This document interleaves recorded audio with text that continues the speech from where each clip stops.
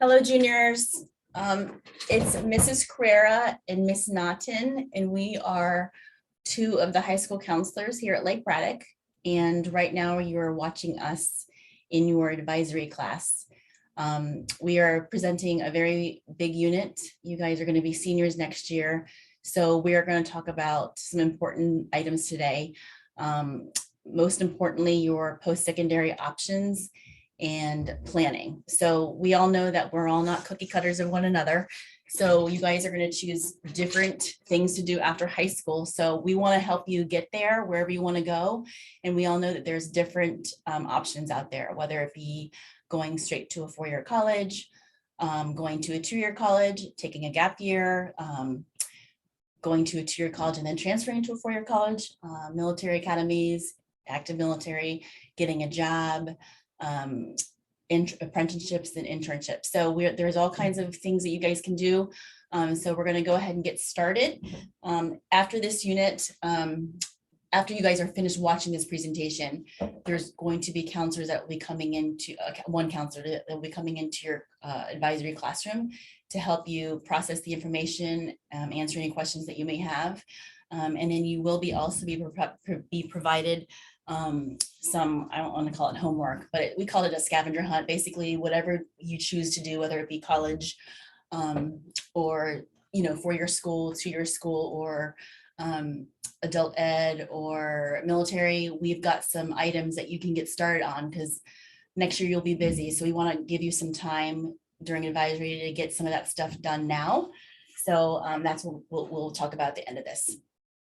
Okay, so, oops, sorry. Okay, so here are your counselors. You guys are juniors, so you should know your counselor by now if you haven't already. So if you don't know who your counselor is, please make sure you introduce yourself, but hopefully you know them. And if you don't know them really well, it'd be good to start to get to know them. These people will be playing a big role next year in whatever you decide to do. So please use them to your advantage, utilize them. They've got lots of tools and they've got lots of resources to show you. So please make sure that you are reaching out to them for support. Okay, so here are what we do to help you through this process. If you are thinking of going straight to the college route, we're going to help you look at your colleges on your list to see where they range and if whether or not you have some target schools on there, safe schools, as well as reach schools. We are here to answer any college and application questions, like more general, like more of the specific ones. We always recommend that you reach out straight to the college themselves. We are here to guide you towards any resources that we have on our end, but you all have a resource too, and we'll talk about that soon. You guys should know about Naviance. We're going to submit your transcript package to your schools, and we'll talk about more about that, what that entails later. We will be offering workshops in the Career Center. If you don't, we'll talk about that in a second, but we're going to offer workshops, and one of the workshops that we do offer is application support. So like if you need help filling out your application, or if you need help completing a common application, we'll help you there next year as seniors. And then we also, of course, any student who is not going the college route, we're here to support you in any way we can, whether that you be the military, gap year, workforce, apprenticeships. The list goes on. Okay, if you do not know who Miss Hunter is, she is our College and Career Center specialist. She's located on that main hallway next to the cafeteria in that room with the big windows. She has a wealth of information in her office, and she's the one that sends out to you all the Career Center newsletter every Friday, which again has a wealth of information. Please make sure you take the time to read that.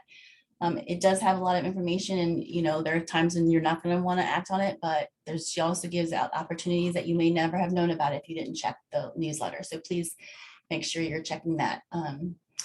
We work together, so you're more than welcome to schedule an appointment with just her, but we work together.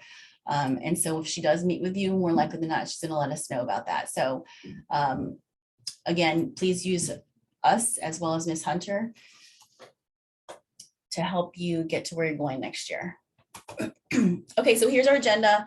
We're going to start out first with the college application process. I'll cover that, and then Ms. Naughton will cover the 2-year college option, adult and community education opportunities, as well as military options and service academy information. Okay, so I also understand that, you know, some of you may right now think, let's say you're going to go the 4-year route and not the 2-year route, or vice versa, or whatever else. So I would just recommend listening to all of it. But if you are pretty sure what you're going to end up doing, if you want to kind of like, if you like, for instance, if you know you're going to want to go the 2-year route, if you want to kind of do something else while we're talking about this part, that's totally fine. But I recommend you listen to all of it, just because you never know if your plans are going to change, which a lot of times does senior year.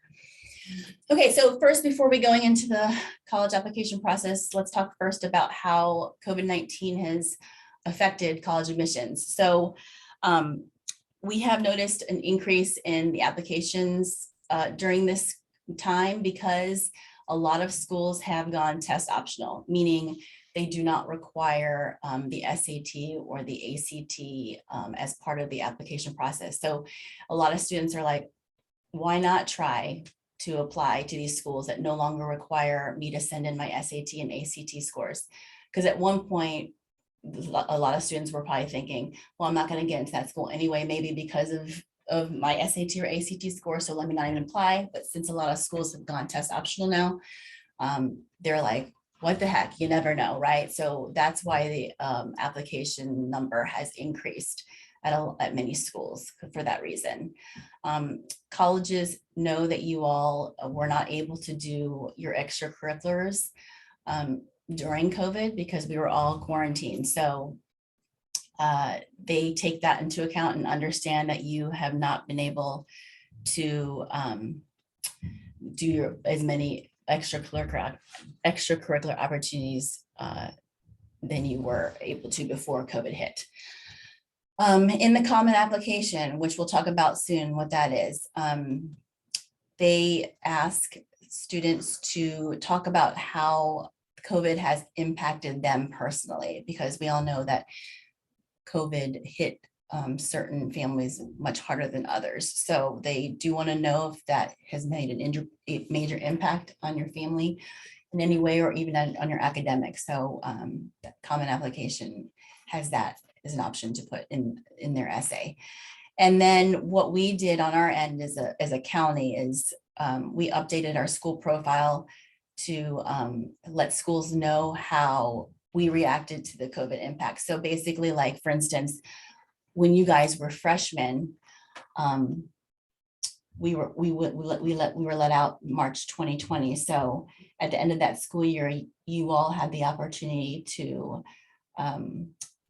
get a P or have a P on your transcript for any classes you earned a D in, or or earned a grade that you didn't want to be on your transcript. So that was an option for two of your grades. And then any class that you got an F in or earned an F in became a no mark on your transcript. So that is explained on your on our FCPS county profile, and that's so that colleges understand that what a no mark means and what a P, which is pass, means. Okay, you all have this access to Naviance, which is a wealth of information. It's like a one-stop shop, I call it. You all are able to get to this through Schoology.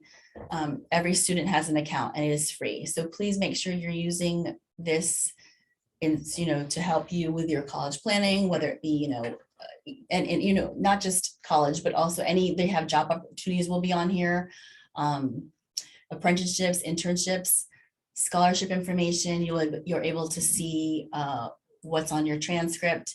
And then Miss Hunter also is the person who schedules the college visits in our career center every year. So a lot of colleges love to come see our students, right? Meet our kids, because they want our kids at their college. So this is a really good way for you all to meet the person who will actually be reading the recommendation, sorry, the application at the school you want to go to, and that way they can put a face to a name.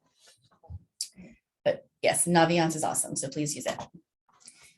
Okay, so when you're thinking about applying to four-year schools, what are colleges looking for? So it's really important to understand that they're looking at the holistic student, like they're looking at the student holistically, which means they're not just looking at one thing about that kid. They're looking at the whole picture, the big picture. And so if you look on at that list here, this is what college reps report, that they review applications in this order. So they'll look at the courses that you are taking, and hopefully you're taking classes that are, rigorous to what you can handle, right? So like they're looking at the student, looking at the classes they're taking, and if they're taking classes that are hard, but they can handle, obviously. So that's why they're also looking at grades too, to make sure that when you're taking these hard classes, are you earning good grades in those classes, earning A's and B's in those classes. If the test scores are required for that school, they're going to look at that. But remember, I told you that a lot of schools now are test optional, so they don't even take SAT or ACT scores into account.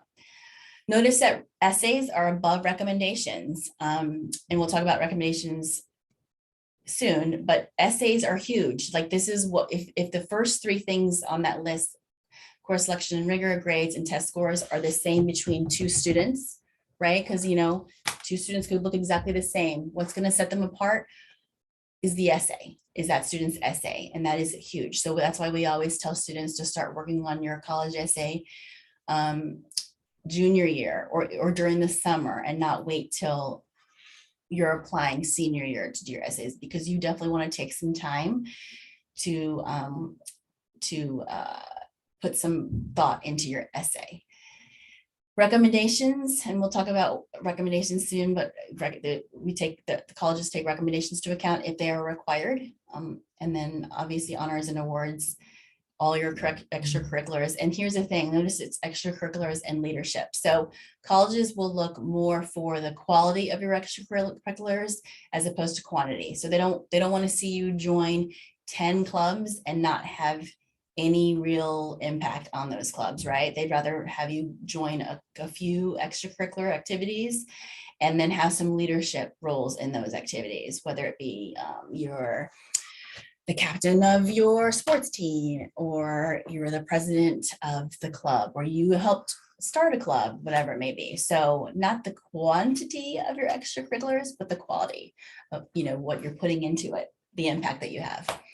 And then the X factor, and the X factor is, let's say a school is looking for a certain band member, like maybe you play the piccolo and they're looking for a piccolo player that year, or with sports, sometimes they're looking for a particular sports player that plays a certain position. That's what we're talking about when we say X factor. And that can sometimes work to the student's advantage. Okay, so how do you apply to four-year schools? So there's three different ways, right? You can go right onto the college website, and they have their own online application portal for you to apply. You'll have to make an account and everything, but that's where you'll go. You'll go straight to the college website. A lot of colleges now participate in something called Common Application, and that is a program where students will apply. They'll make an account, a Common Application account, and if let's say 10 of your schools participate in Common Application, that means that you'll only be filling out one application for those 10 schools. Okay, it's awesome. And a lot of more and more schools are participating in Common Application. And then the last way you would apply would be coalition application. And that is not as popular as Common App, but if you do have a school that does coalition, just make sure that you talk to your counselor about that.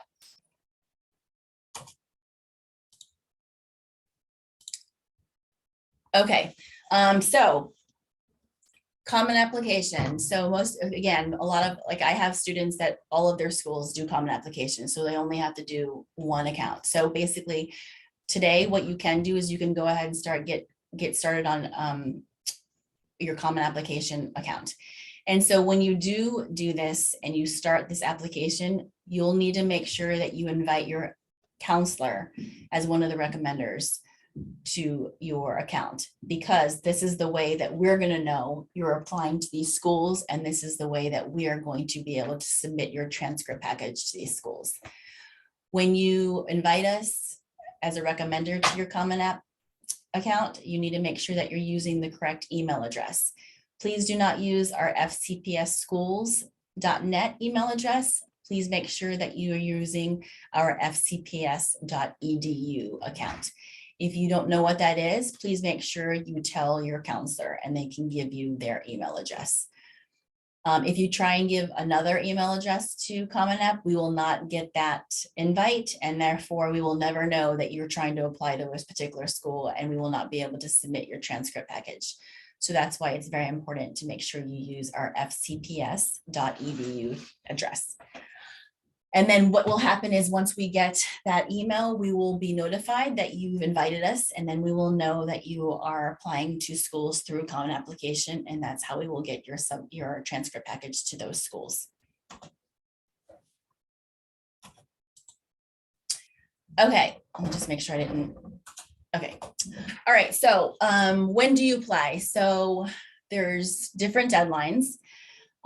A very popular deadline that a lot of students are now doing is either early action or early decision deadlines. And so for these colleges who participate in early action, early decision deadlines, you will apply earlier than normal, right? And then usually an early action, early decision deadline is normally around like November 1st. But we've found that October's deadlines are like becoming more popular, which is crazy, but it is true. So you will apply early to these schools, and that means you will find out early whether or not you got into these schools. So usually around winter break is when we get emails from kids telling us that they've gotten into accepted to schools or denied or deferred or waitlisted. So the difference between the two is early action is non-binding, which means you are not committed to attend that school if you get in. Okay, so you can apply to as many early action schools as you want, because if you get into all of them, you're not committed to all of them, right? You obviously, you would just have to choose one, but you can apply to as many early action schools as you want, and you'll make a decision if you go to one of those or not. The difference between that and an early decision is that early decision is a binding contract, meaning you can only apply to one early decision school, because if you get into that school, you are committed by this contract to attend that school. So that's why we always tell students to make sure if you are applying early decision to a school that you are sure, you need to be sure that you want to attend that school because you are committed to attend that school. And so make sure you're having these conversations with your parents regarding finances, because that can play a big part on whether or not you can go to that school, because if you're admitted, because remember, it is a binding contract and you are committed to go if you get in. Okay, for regular decision schools, that's more of a later deadline. It's more like around January 1st deadlines. January, February deadlines are regular decisions. So you have more time to apply to these schools. The deadline is later. And therefore the time that you find out is going to be later too, more around March, April time. And then rolling, okay, so with early decision and early action and regular decision deadlines, the school, there is no, you don't get any like priority if you turn in your application earlier than the deadline. Basically, the colleges will not look at all the applications. They'll look at all the applications together. So they will wait till the deadline has passed, after the deadline to start looking at all the applications. With rolling, there is really not really a set deadline. Basically, when you basically apply to those schools, they will let you know when, right when they read it, they'll let you know if you get in or not. So it's not like they're waiting for a particular time to read them. Once you apply to a rolling deadline, then they will read your application and then they will let you know whether or not you're in or not. And that's the beauty of rolling. And then for priority, this is mostly a deadline for students who are looking to see if they qualify for a scholarship at that school. So you have to meet that deadline. You have to meet the priority deadline to see if you qualify for a scholarship. Okay. Okay, so here's the process, basically the 4 steps in terms of applying. So the first thing that you're going to do is you're going to apply to that school either through Common App, Coalition App, or on the website of the college itself, and go through their admissions portal. That is your responsibility. The second step is your responsibility as well. We do not send scores to your colleges. That is up to you. So if your college requires you send an SAT or ACT scores, that is on you. You are responsible for that. Okay. You have to go through SAT, the collegeboard.org website or the ACT.org website to send your scores to your schools. Once again, that is if it is required for your schools.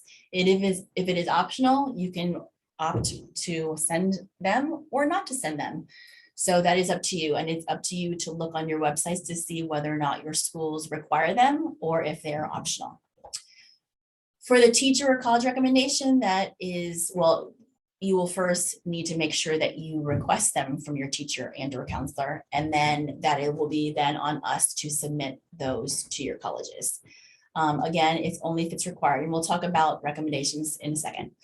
And then the last thing that will happen is we will send, once you've requested your colleges once you've requested your transcripts be sent to your schools, and we'll talk about that process in depth more when you are seniors in the fall and September.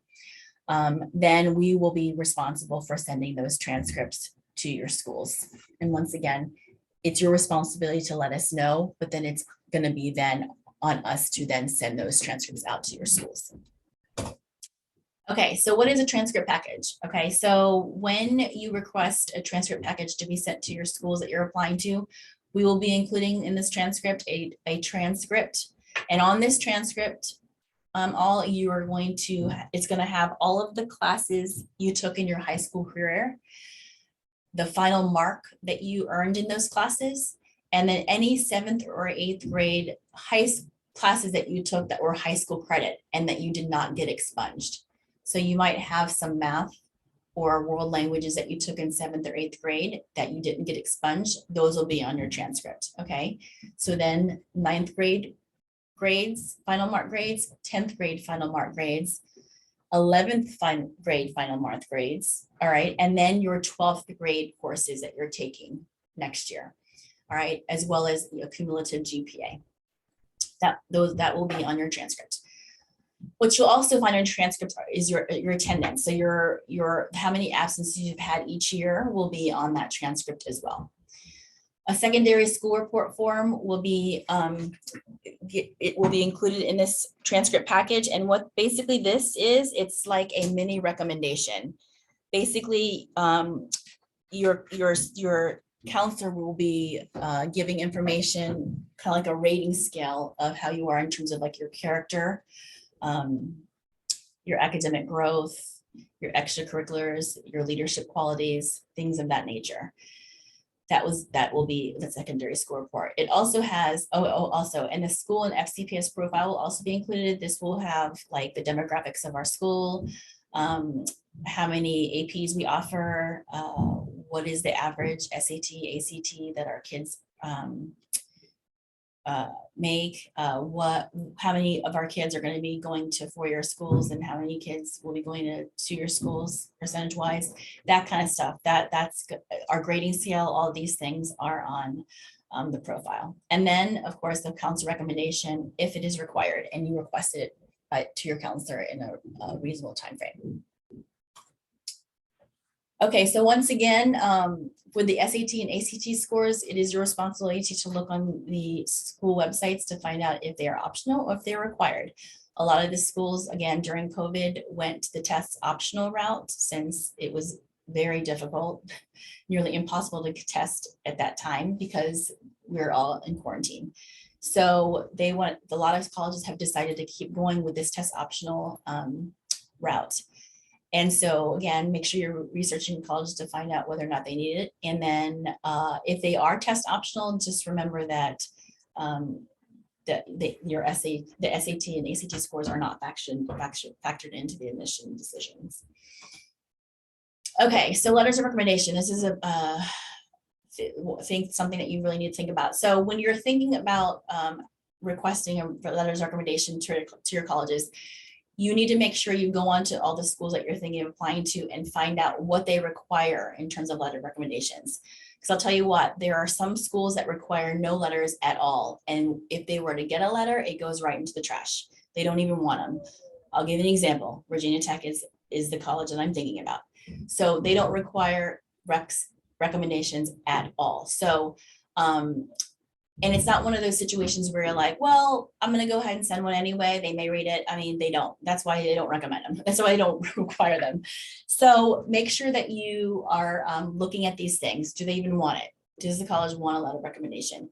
If they do want a letter of recommendation or require a letter of recommendation, how many people? Like, who do they want? Do they want your counselor to send it? Or do they want your teacher? Or do they want both? It just all really depends on the school, right? So when you're thinking about this, make sure you're making really like the decisions you make on who's writing your letters is big, right? So for instance, if they only require a counselor and a teacher, like I'll give you an example again, University of Virginia, they require a counselor recommendation and a teacher recommendation. If that is the case, you only need to ask your counselor for a recommendation and one teacher. Don't ask multiple teachers, because if you ask multiple teachers and they all send your a letter recommendation for you to their school, that school will read the first letter they see and trash the rest, right? So you want to make sure that those schools are reading the letter that you want them to read. So you're only going to choose the teacher that knows you best and who you know will say awesome things about you, right? You don't want to choose 3 and maybe one of them will say okay things about you, and that's the one that the college is going to read. So make sure that you're choosing only the number of people that college requires to write a recommendation. Okay. And then how do they want the letter to be sent to them? Snail mail, through the postage mail, which is very uncommon, but it does happen still, unbelievably, or electronically, and most likely it's going to be electronically. And if your colleges again are participating in Common Application, it'll be sent through the Common Application portal. And then does the college care if it's just a plain recommendation, or do they want a specific form to be sent to be filled out? And then that's something that you'll need to make sure you communicate with your recommender as well. Okay, so what are they looking at when they read this letter of recommendation? What are the colleges looking for? Well, they want to see, how are you different from everybody else? What are the unique things about you that make you stand out above everybody, right? So your qualities, your characteristics, experiences, skills that make you different from everybody else. They want to see that you are growing as a student. What are your strengths? What are your academic strengths? And how have you grown from like a freshman year to now to your current year, right? They want to see that you are growing as a student. They want to see what are you doing outside of school. They don't only want to see you only doing academic stuff. They want to see that you're this versatile person who is interested in other things besides school too. They want to see what else do you love? What else are you passionate about? So they want to know what your other activities are, and what areas in your life have you made an impact, whether it be like in the community, or even in your family dynamics, whatever it may be. Where do you make the most impact? What have you made the most impact in? And then what are your personal goals? And they look for that in the recommendation as well. What do you want to do after high school? What is your big picture that you see in your life you doing? Okay, so you're probably like, well, I don't know if my counselor knows me that well to write me this really great recommendation. Or let's say your counselor is really new and you haven't really gotten to know that counselor very much because they just got here or whatever it may be. So this is how they will write you an amazing letter. These are the 3 things, and I'm going to click on all of them so you can see what I'm talking about. They're going to see you're going to be expected to, if you were asking or requesting a letter of recommendation to be written by your counselor, these are the 3 forms that you want to make sure that you get submitted so that your counselor can write you a fabulous letter of recommendation. So the first thing is the student self-evaluation. So I'm going to go ahead and click on it. And this is the place for you to brag. All right. So it's a Google Doc, and you guys are so lucky because this used to be done on paper and now it's done electronically, and you can just type your answers here. And we just ask some questions that we want you to really think about, like not 1-word answers. We actually want you to take some time to let us know who you are. And so these are the questions that will help us do that. Again, take some time to do this. We can really tell for the students who really took some time to answer these questions and those who did it like 5 minutes before their meeting with their counselor. So please make sure you take some time to do that. It's not even a lot of questions, but we do ask that you take some time and really think about the answers. And you'll notice that you'll just submit there and then we'll get it. It's awesome. If you have, I notice that a lot of my students have a hard time filling out this because I think it's hard for them to talk about themselves. So I've had students who ask these questions to maybe a family member or maybe their best friend, and then their best friend answers it for them, because sometimes some students have a hard time really thinking about themselves and how awesome they are. So, but your best friend and your family members will not have a problem doing that. So if that is something that causes you some anxiety, then go ahead and ask these questions to someone who knows you well. Okay, parent questionnaire. This is not a problem for your parents and guardians because they have no problem at all bragging about you. So this is something that they need to complete. So make sure you share this with them and they submit this and we'll get the answers. And then this last form is a comment form. And so this is a form that we are going to use in-house, meaning you're going to have this form filled out by any person who knows you well, not a family member, but like someone in the community, maybe a coach, a mentor, another teacher who you are not asking to complete a recommendation for you. And that they are going to complete this form, because what's going to happen is we're going to use the information on this form in our letter of recommendation, in the counselor letter of recommendation. And that way our counselor recommendation is a holistic look at you. Okay, so it's important that you do not give this form to a teacher that's going to be filling out, is going to be completing a recommendation for you. Let me give an example. If you were asking Ms. Fava to complete or to submit a recommendation for you, you are not going to give Ms. Fava this form, because the college will end up getting Ms. Fava's recommendation, and then I'm going to be talking about you through Ms. Fava's eyes in my recommendation. So then they're getting double information of what Ms. Fava says about you. Okay, so make sure that you are not giving this comment form to a person or a teacher who is going to be doing a separate recommendation for you. Okay, and then you're also going to be sending your resume to your school counselor to help them write that letter of recommendation. Okay. Okay, so here are the this is what your responsibilities are this spring before you leave Lake Braddock. Lake Braddock, before you leave for the summer. Okay, so you're going to start researching and making lists of colleges you're interested in, right? You're going to use that awesome resource called Naviance for this. That is an awesome one-stop shop resource. You can start putting the colleges that you're interested in Naviance. Okay, and then you should start scheduling some official college visits to schools that you're interested in. And I say official college visits because you're going to get so much more out of an official college visit by actually calling the college, setting up a visit. A person at the college is actually going to go around the campus with you and your family and take you around, as opposed to you just going up there and hanging out on the campus and just kind of like, going, on your own. All right, you're going to get so much more value out of the visit by taking an official college visit. College visits are huge, because I've had plenty of students who have come to me and say, I really thought I wanted to go to this school, but then when I went to that college visit and I stepped foot on that campus, I hated it. because you can get a lot out of college by going to that school and feeling how you feel on campus, because you get to see the kids at that school, you get to see professors, you might even be able to go in on a classroom and you can kind of get the feel of what it feels like in a classroom at that school. So you just get a lot out of these visits, because you can actually feel what you feel like on campus. And then, you're going to be there for 4 years, so you don't want to be in a place you hate.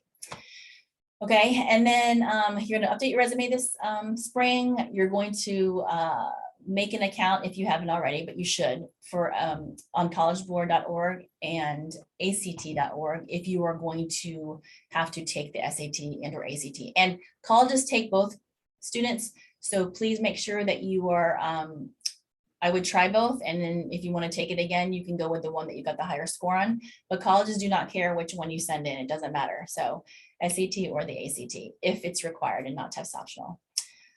Create a Common App account if you need to, because a lot of colleges are now participating in Common Application. Start thinking about the teachers who you're going to be asking to write a rec for you. You might want to touch base with that teacher or teachers before you leave for summer break. And then some of those teachers are going to say, just see me when you get back from summer break, no problem. But at least you've kind of planted a seed that you're going to be asking, or you've requested a recommendation from them. They're not surprised when you see them back in the fall.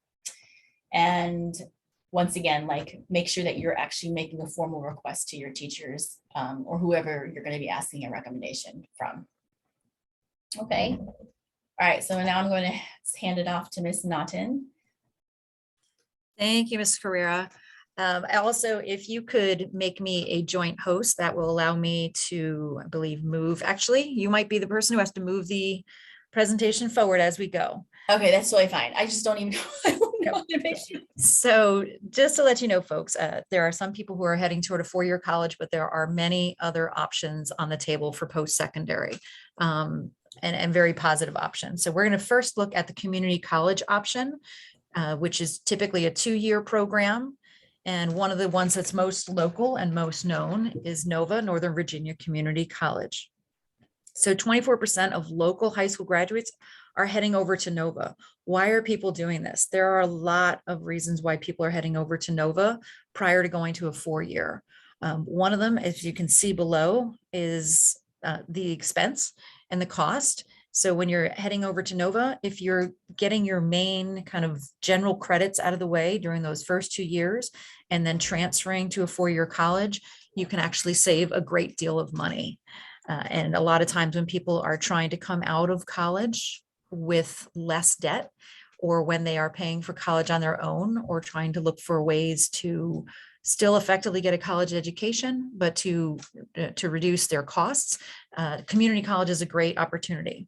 It also allows you to explore the beginnings. If you're not really sure exactly what you want to do or exactly where you want to go, if you're looking to eventually go to a 4-year college, what's nice about NOVA or any community college is it allows you to do some of that exploring prior to heading into a 4-year commitment for school. The other thing that's nice about the community colleges is there's a lot of times people will not even be looking to go to a 4-year college. They're looking to do a 2-year degree, which is called an associate's degree. And people can go straight from a 2-year associate's degree right into the workforce. And a lot of these workforce jobs are available now and are people have very, very successful careers with a lot of opportunity for growth and a lot of opportunity for progress. Additionally, one of the things that people like about community colleges is that they tend to have smaller class sizes. The 4-year university that I attended, my first 2 years, my classes had classes in a lecture hall of about 400 students. And for some folks, that's fine. That works out really well. And others, that's just much too large. It's just not the way they learn most effectively. So there is a great opportunity in community colleges to have some of those smaller class sizes, more one-on-one time, being able to getting to know your professors. So that's definitely a benefit of the 2-year college process. Ms. Carrera, ready to click over? So, and sometimes one of the things that happens is people think of community college as not having a lot of, they think of it as much more of a commuter environment where people are kind of coming into the campus to take classes, but they're not really forming a community.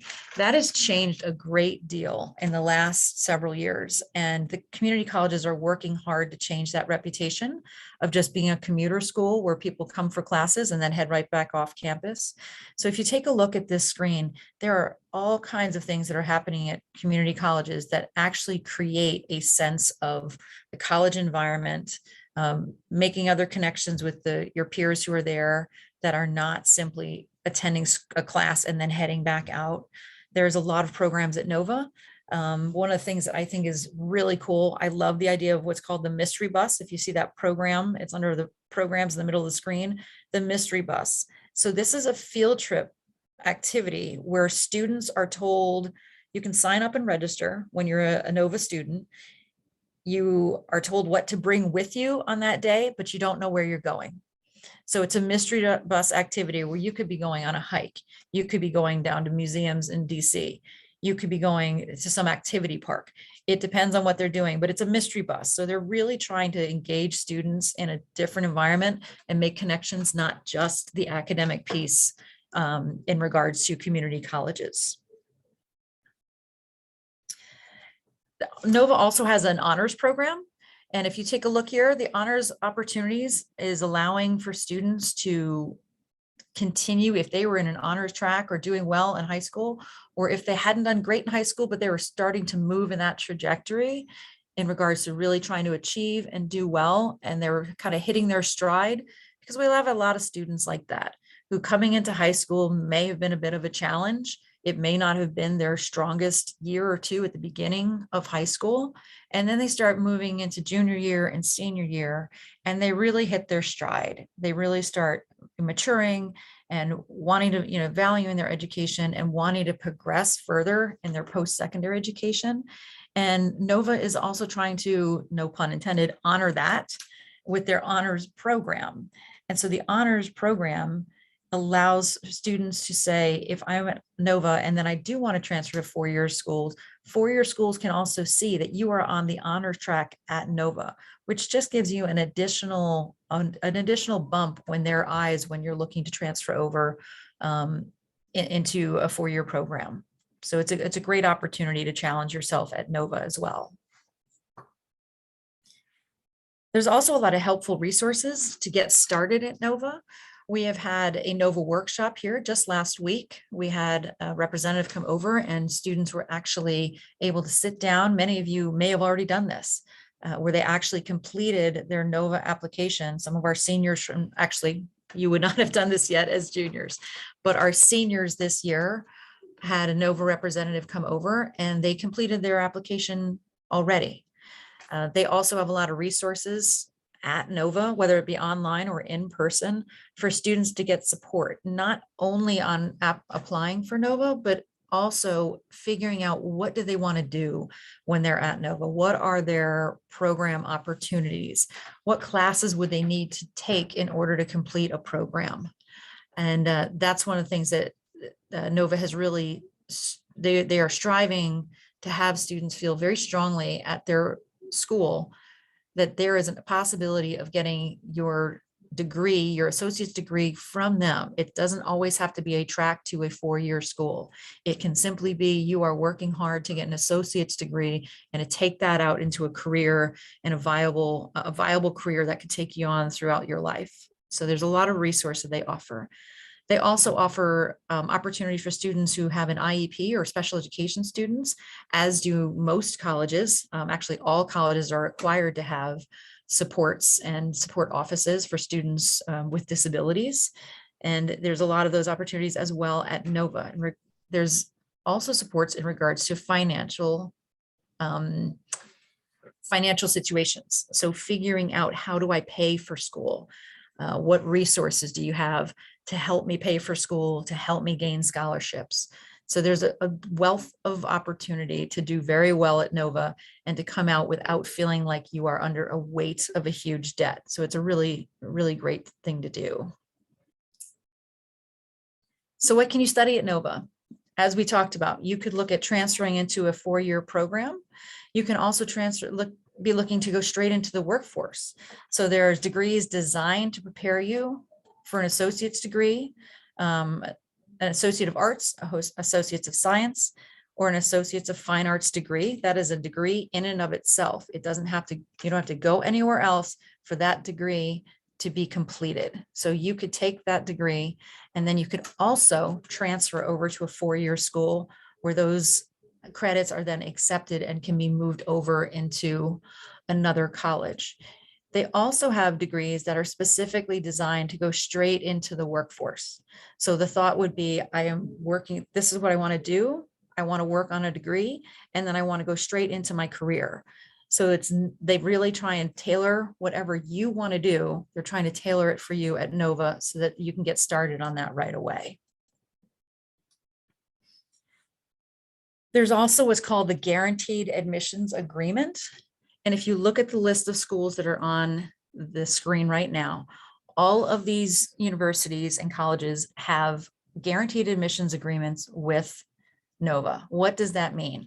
What it means is if you attend Nova and you meet the requirements that the college is looking for, then you are guaranteed admission to that school after you've completed your requirements at Nova.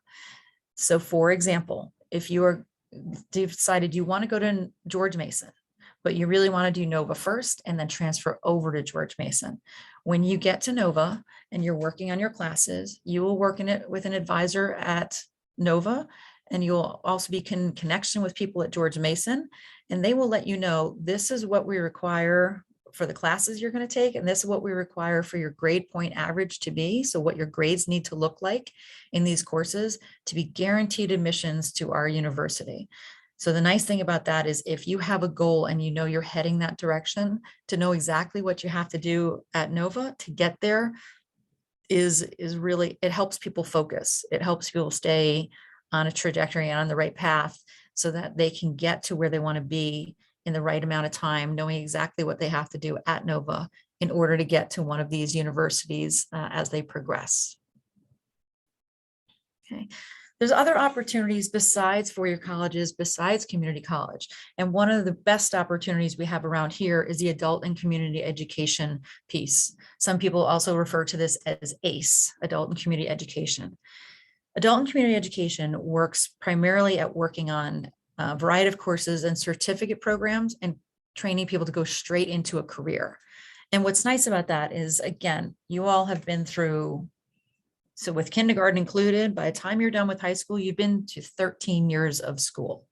And some people feel a little like they're done. They're kind of finished with kind of the regular classroom setting, and they really want to do something different. So what adult and community education does is it works toward getting you toward a career, and it works toward very specific. So you're not taking kind of extra classes that a lot of colleges require, kind of like general classes. The whole point of the classes that you're taking is that they are directly related to a career path that you may want to go. So ACE, as you see on here, is one of the largest providers of related technical instruction for skilled trades and apprenticeship in the Commonwealth of Virginia. So what it means is this is one of the largest providers of connecting people to jobs, connecting people to skilled trades, and to making sure they're prepared to go into those fields and do very, very well. So the key information for high school seniors, which you will be next year, is they include trade and apprenticeships in business, IT, health, and medical. These are booming fields. These are fields that are looking for more people, that are constantly looking at job openings and opportunities. And on one of our next slides, we're going to talk about how many positions and how those fields are really growing. And again, for people who want to go into something right now, or when you're finished with high school and start straight into the idea of working toward a career, this is a fantastic opportunity. And it's also, in regards to cost, it is much, much lower cost, but has to colleges, but it is a significant impact to getting you ready for the career path. Okay, so what does it allow you to do? The apprenticeships that are often done through ACE or done separately allow students to do on-the-job training. So as you're learning the trade. As you're learning the skill, you are earning money at the same time. So it is doing work, but it is learning as you go, but you're getting paid to learn, which, I've often heard high school students say, if somebody paid me to do well in these classes, I might work harder. So this is something to say to you, if you are looking for pay and if it's really beneficial for you to be working, this is a great way to get your extra training paid for so that you can continue to progress in a career. It allows you to advance your career while still getting paid. Okay. So the future outlook, and this is what I had mentioned a little bit earlier. Why go into the ACE fields? Why go into 2-year certificate or associate's degree programs at Nova? This is one of the reasons why. Electricians, plumbers, and HVAC, which is heating, ventilation, and air conditioning. Look at the growth that is happening in those employment sectors. So employment is projected to grow 8% for electricians, 4% for plumbers, and 4% for HVAC. And basically what they're telling you is in those fields, there is growth that is happening, which means they are looking for more people. They are having more job openings. They are searching for people to do these jobs and do them well. And that's what ACE can provide for you. And that's also what some of the programs at Nova can provide for you. So youth registered apprenticeships allows students to start at age 16. This is another really great opportunity. If people wanted to start looking into some of these programs, you could start before you even finish high school. So ACE program in particular allows students to start taking classes during their senior year. So the feeling of what am I going to do after high school is always a big question. During senior year, some people have a very clear view of what that's going to be. And some people are still working that out, and that's okay.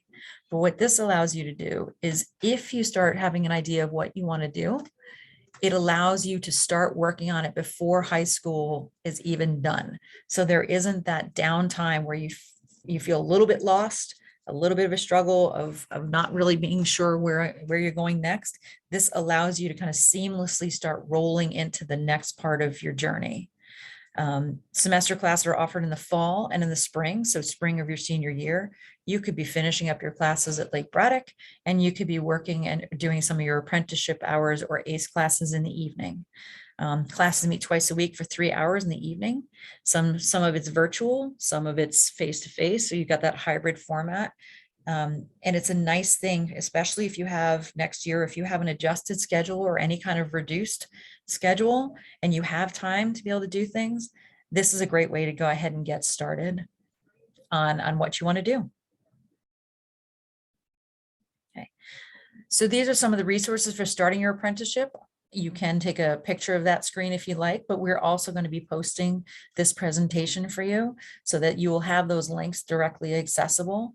And all these things, and especially when you look at the bottom one, that is probably the most helpful link in regards to locally, the ACE apprenticeship homepage. So that's going to take you to all the classes that are offered, all the opportunities that are offered for students who are not even done with high school yet, who could start moving in that direction. If you look at the very top link, the Virginia Department of Labor, what that does is it also lets you know about where the direction of work in Virginia is going. So it lets you know if you're considering 2 different fields, where are the openings? Where do they need people? Where is the money going to be? People want to work and make money and have, be able to have decent things and a successful life. And if you look at some of these things, it'll tell you where are the jobs right now? Where are they going in the future? So it's a great opportunity to explore those options for what you might want to do post-secondary if you are not looking to 4-year or 2-year college opportunities. Okay. So again, this is back with ACE. If you just look at that list, these are just some of the programs that ACE offers in regards to business. So there's many different opportunities they have over 580 business and IT service certificate programs in the past year. They have got 580 people who have graduated from those programs and have moved on to careers. They also have, if you take a look, obviously people talk about cybersecurity, people talking about a lot of things in tech. If you are a techie and you enjoy being on a computer and working on different systems and coding and networking, this is a lot of their opportunity training programs. So again, as you're learning these things and as you get into apprenticeships, many of those apprenticeships are paid apprenticeships. So you are learning your skills and at the same time you are getting paid. They also have things in the medical field. As we said, one of the fastest growing fields is medical in regards to needing nurses, healthcare practitioners, EMTs, pharmacy technicians. All of these things are necessary in our society and will continue to be. And these are some of the opportunities that are offered through ACE as a program. So why is it such a great advantage? It's local. It's inexpensive. They have scholarship opportunities just like 2-year colleges and 4-year colleges do. And it focuses on you as a working adult. So it understands that people are not able to, nor choosing to sit in a classroom all day long. They know that you want to start your career and they know that you might need some extra skills and extra training to help advance in that. And that's what they're all about. They are trying to align their classes with what is happening in the workforce. So they are continually in touch with people in the workforce to make sure that what they're offering you matches up with what you're going to need when you head out. Okay. So again, these are going to be given to you. These slides are going to be available to you and more information from the ACE administrator, Mr. Steiner. He came out and presented to us earlier this year. He, I'm sure, will be coming back out in the fall. He has a wealth of knowledge. He's been there for a few years, and he really just, he is super energetic about this job and feels passionately about getting folks to certificate programs that would really be beneficial after post-secondary. Okay, so we have talked about 4-year college, 2-year college, ACE and apprenticeship programs. It's also possible that people would want to go into the military directly or into the service academies right after high school. So military options, there's 2 different directions to go. So in regards to service academies, these are application processes where students would be applying similarly to how you would be applying to a 4-year college. But on the other side of the screen, on the side where it just says military, students can opt to go to work with recruiters or to work with the military to go straight into the military field. Why would people choose that? There's a lot of reasons. Some people do it simply as a looking to be service of the country, but there's also a lot of opportunities that happen from the military. There are a lot of things that are available to military personnel, whether it be in regards to the GI Bill to help pay for college in the future. There's also things that happen in regards to some discounts. There's things that happen in regards to housing. There's a lot of opportunities and a lot of benefits that come along with joining the military. There's also benefits of going to the service academies. They are a very rigorous application process to the service academies. And again, that would be something you would work with your counselor early in the year if you're looking into the service academy application process. Okay. So Ms. Carrera, are you going to pop back over? We've gone through a whole bunch of different opportunities. Yes. Okay. So that was a lot of information that was given to you all, but I hope you found it to be helpful and informative. And so now this is the time for you all to go ahead and start going further into what you want to do, whether it be a 4-year school, 2-year school, the apprenticeship, adult education, or military academies or enlistment. So what you're going to do is you're going to go to Schoology, and then you're going to go into courses, all students, high school student services, class of 2023, 11th grade, and then the junior post-secondary unit. And once you get there,